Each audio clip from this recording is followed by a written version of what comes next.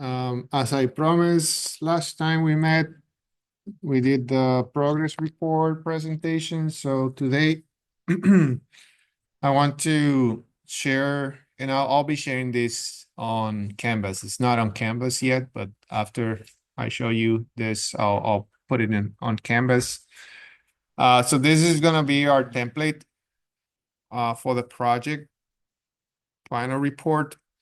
And the first thing I did was to copy this table that was discussing, I don't remember the lecture number, but I think it was lecture 4. In terms of the order in which the documents are started and the order in which they are finished. So I just want you to keep this in mind, because as you move toward the description of the template, if you remember this, the whole thing will make more sense. Say, well, oh, but you're asking me to write the document number 2 now, but I don't have this. Yeah. Or you asked me to do this, let's see, example, problem situation is the last one you're gonna finish, and so on. So just keep that in mind. And then so I also wanted to highlight that everybody must use a 12-point font, single space, and using Times New Roman. Okay, so that's specified there in red. Make sure that you follow those instructions. Yeah, because at the end, I'm not saying you're gonna do this, but at the end, I've seen 40, 50, 60 pages projects, and then it's because the size is big, the size of the font, or they're using double space. So don't do that. Be consistent. Make sure that you use the right font. A font that is professional is typically Times New Roman, and you keep everything single space. So the first page is just the project title, course name, code, date of the submission, and then the team members if you're working with a group. And then from there, we start with the first document, which is the problem situation. And what I'm doing is to give you some pointers in terms of what I'm expecting to see. So you first start with definition of the problem. So you have done this for your proposal. So I just want to use some of those, that information. You can put it here. So you have one paragraph defining the problem, and then one paragraph stating the project aims that you're trying to solve. Then you go through the customer description. So identify who the customer or end user is. So you write another paragraph on that. And then, as I said, this will make sense once you're done, right? So this is why this is the last document that is finished, because you have to write something about the solution, right? So in one paragraph, briefly describing the preferred solution considered. And then at the end, you have to summarize the key measures, budget, timeline, and risk. So essentially, how do you come up with this decision? Why you choose this system in terms of these key performance measures? You can state things like, okay, within the cost estimate that we made, this project was at this level when compared to the other options. Performance wise, this is how it ranks between the other options. So when I say options, I want you to at least come up with 2 different designs for your system, meaning that there will be 2 concepts that are not necessarily completely different. They might share 80% of the project, or 80% of the development must be the same, but at least 20% of the concept is different. Like you're using something different in this concept that is not on this other concept. So in that way, you can compare. You do the trade-off analysis and why you choose this one and not this one. So that's what I'm expecting to see in this first document. Document number 2 is the customer requirements. So here's where we provided detailed problem statement. So you're basically expanding. Here you're becoming more specific. So you can include your causal loop model or your n square here. You also have to talk a little bit about the predecessor system. So what is already there? And what are the areas that your system is trying to improve versus the current situation or the current solution. Then in that same document, I want you to list the performance requirements. These are the requirements that you show in your progress report, right? Those are the high level, like the objectives of your system. So those are the requirements that I'm expecting here on this second document. Those that were listed in your progress report, make sure that you follow the guidelines on how to write requirements. Then moving to the next document, here's a technical description. So here I'm expecting to see a context diagram for your system and a description of that context diagram. And then state the top 20 functions for your system and indicate the primary medium. So this is similar to what we did in lab 3, right? So if you don't remember, go back to lab number 3. So you are gonna tell me, okay, these are the top 20 functions that my system must perform, and establish also what is the medium associated with those functions: signals, data, material, or energy. And then based on that, you are also, as part of this technical description, you're going to list the system requirements defined for your project per type, as you did in lab 5. So there's a lab in which you went through the 6 different type of requirements.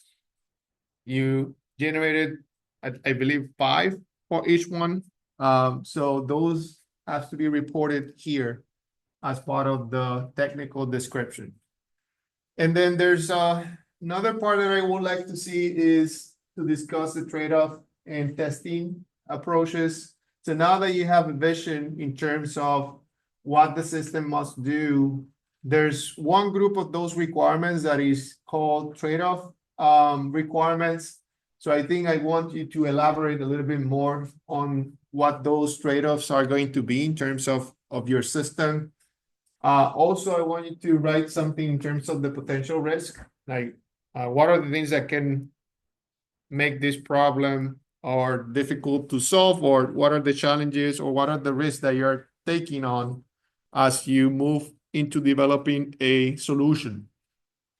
So as we saw in some of the labs, like for example, for a hover case study, they didn't do XY testing, so that was the risk. And it was something that was not a good decision at that point, right? So what are the potential risks for your project on your system? And then describe what you can do to make sure that if there's a risk, that you can address it as you move forward with your development. So if you are planning to take care of a specific population in terms of healthcare, right? So what are the potential risks associated with your system not working, right? And how do you make sure that if there's a portion of the system that is not necessarily well designed, how do you make sure that that is not going to stop the performance of your system? Hope that makes sense. So that's what I want to see here in this document.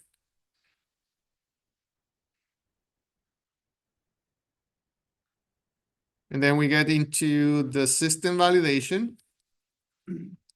So requirement satisfaction, show how requirements align with your customer needs.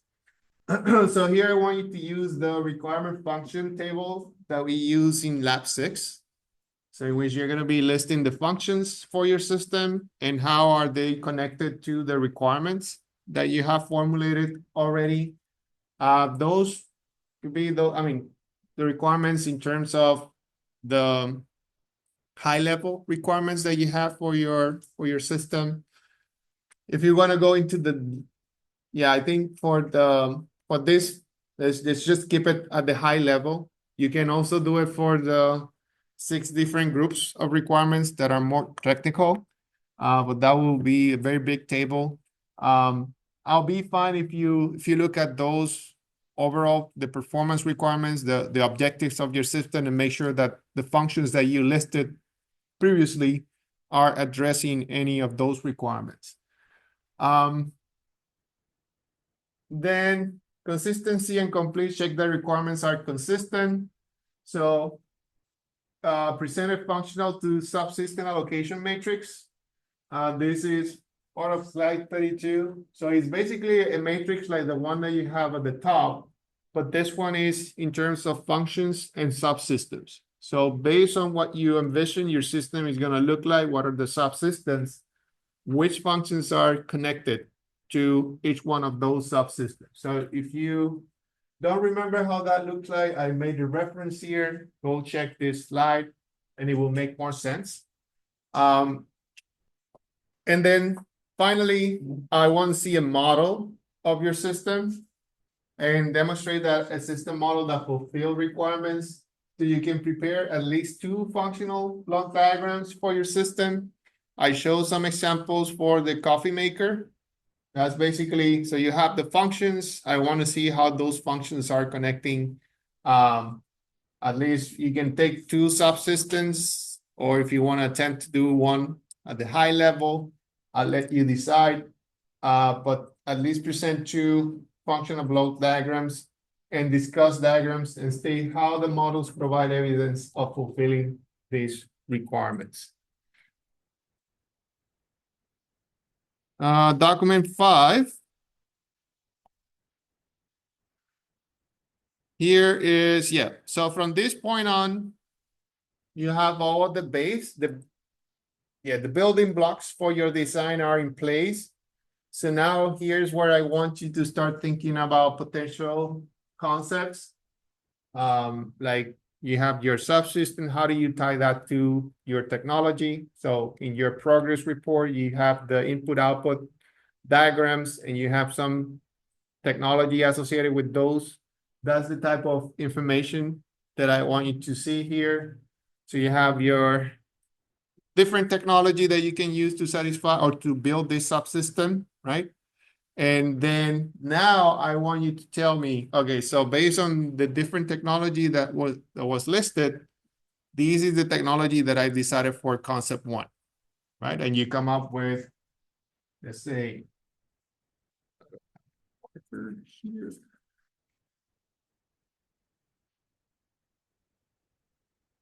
Let me just write here on the computer. It'll be easier.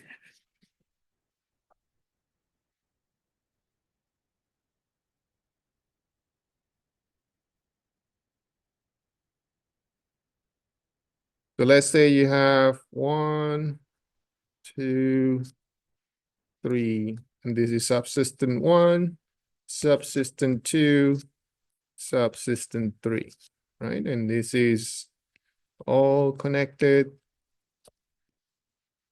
And this is your system. Now, let's say for the subsystem, there's 2 different technologies that you can use, technology 1, technology 2. Maybe for this one, there's only 1 technology. And for this one, there's 3.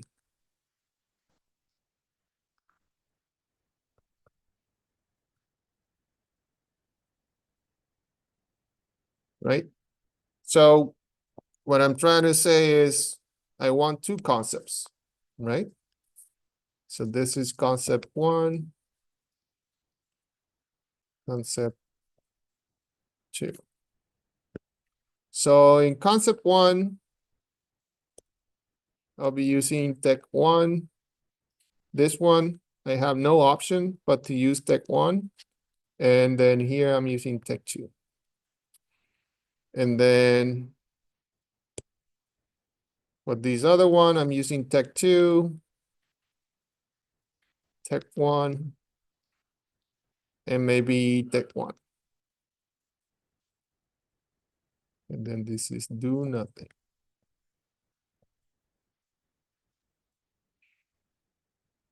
So when I said two different concepts, this is what I'm referring to, right? You have identified different technology for each one of the subsystems. Now I want you to, like, for example, in the first subsystem, there's two technologies, so each concept is using different technology. For subsystem 3, there's only one option, so both of them are using the same technology. And then for concept, for the third subsystem, there's three technologies, so you choose two. Then this one was not used. That's okay. Then you have two different concepts, and that's what I want to some type of analysis that looks like this for the alternative designs, explore and evaluate alternative system designs. And then the do nothing alternative is basically that last column. And then once you create this, you can explain, okay, these are the two options that we decided to use. We decided to use Tech 1 and then Tech 2. For subsystem 2, we only have one option. For subsystem 3, we have three options, but we end up using only 1 and 2 because X, Y, Z. Could be in terms of cost, it could be in terms of technology not being ready, it could be in terms of it's too heavy for their development and so on. So you have to give me some reasoning behind of it. And then the initial architecture. So basically this is my initial architecture right here. This diagram, you can use a push-check diagram or a block diagram to illustrate that initial architecture for your system. So again, I'm recording the video.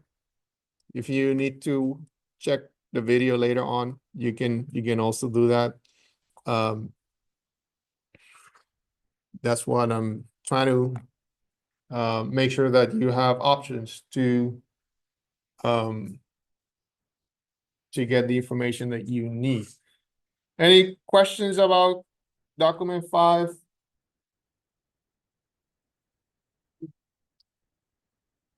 Okay, so what's next?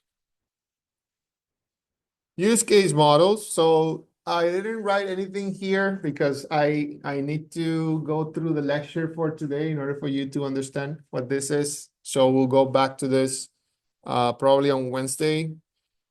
And same thing for this part. So this will make more sense as we go through the lecture for today. And then this one is just management. So risk analysis. Here, this is very important. If you're working in a team, make sure that you specify who did what and the contributions of each team member. So I'll come back to the last 3 documents on Wednesday. So that's why I didn't post anything today. We'll come back to this and we'll finalize the template then, and I will share that with you guys.